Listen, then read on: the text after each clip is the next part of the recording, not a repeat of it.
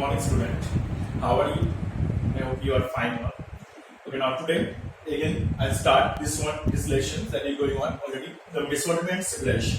Now for the remaining parts, that last day start about the society.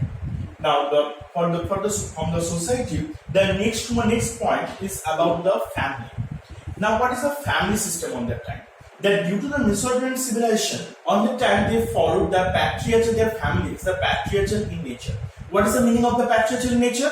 Means the father was the head of the family. That not means that those are the ladies or the women that didn't get respect. They also get the same respect as the family members, and also they get the ownership of their properties, and they also can represent themselves as a witness in the court also. So these things about the family. So what do you write about their family? That their family's nature in Mesopotamian civilization, their family system is driven the patriarchal in nature, and the father was the head of their family.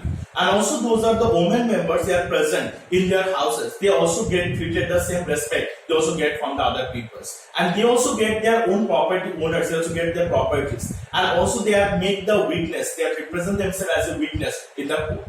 Now the second point is about the town planning. It's a very important point about the town planning.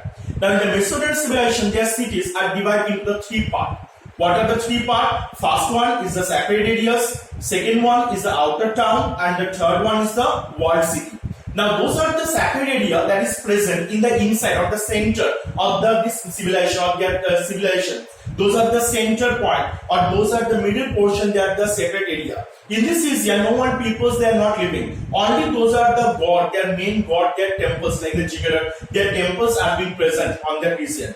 And in the walled city or the outer town, these two portions on the peoples or the common peoples they are used to live. And there the houses, they have some uniform pattern, which all the houses are looking almost same in nature. And all the houses, they have the central courtyard with their house, and they are located on both the side of the road.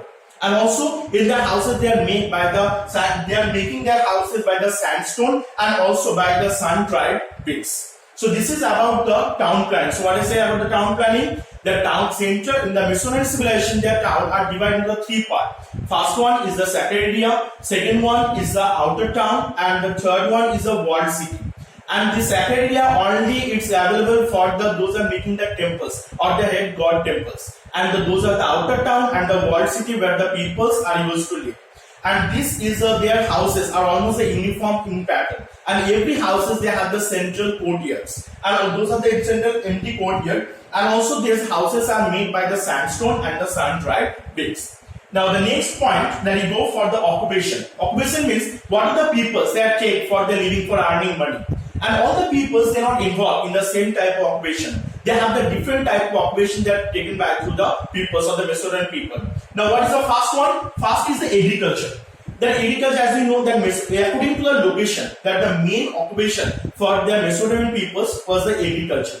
Now what is the reason that why the Mesopotamian peoples they take their occupation, they are taking their occupation as the agriculture? What is the reason for that? If the question will come, then what do you write? Because as we know, the Mesopotamian civilization was located between both the rivers of river Tigris and Euphrates. So as we know, the land beside the river are very fertile in nature. That is made up by the sand, silt, and alluvium soil. That is why this area are very useful for the growing crops. That for that reason only, Mesopotamian peoples their main occupation, the agriculture was the main occupation for the Mesopotamian peoples. And for their main crops, agricultural crops was the barley.